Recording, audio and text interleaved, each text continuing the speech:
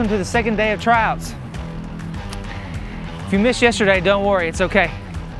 We got day number 2. Yesterday I had a kid come try out, a kid that I knew who played for another team last year. And if you knew this kid, he was a great player. He just wasn't the nicest player. Didn't have the best sportsmanship. But yesterday he wanted to come out and try out for our team. And I was a little hesitant, but he was totally different. He was super nice, polite, everything. Like a totally new kid, and it caught me off guard. I didn't expect it. And that reminds me of our Bible story about a person who you wouldn't expect to follow Jesus, but he ended up doing just that. Why does the church exist? That's our big picture question of the month. The answer is the church exists to glorify God by worshiping Him, showing His love, and telling others about Jesus.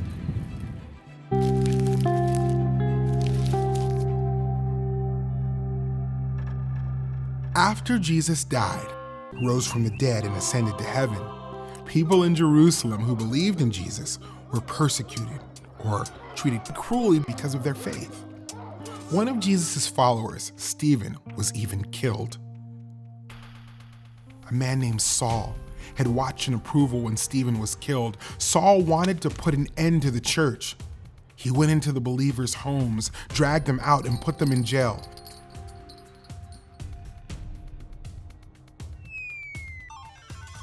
Many believers fled the city. Saul headed to Damascus to arrest believers there, but on the way, a bright light from heaven suddenly flashed around him. Saul fell to the ground. He heard a voice saying, "Saul, Saul, why are you persecuting me?" "Who are you, Lord?" Saul asked. "I am Jesus," he replied. "Get up and go into the city, then you will be told what you must do." Saul got up and opened his eyes, but he couldn't see. So the men who were traveling with Saul led him by the hand into Damascus. Ananias, a disciple of Jesus, lived in Damascus.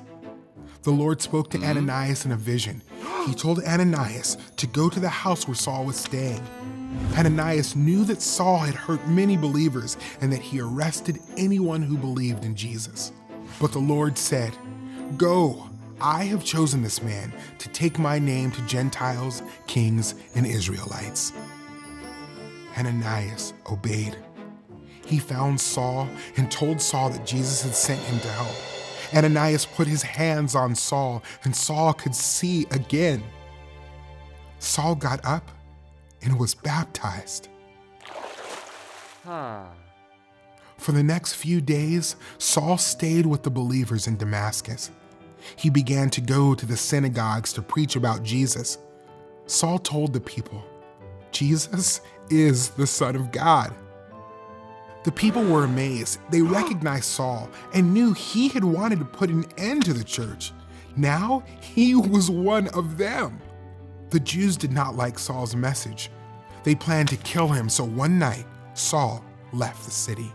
The disciples helped Saul escape by lowering him down the city wall in a basket. Saul was also known as Paul.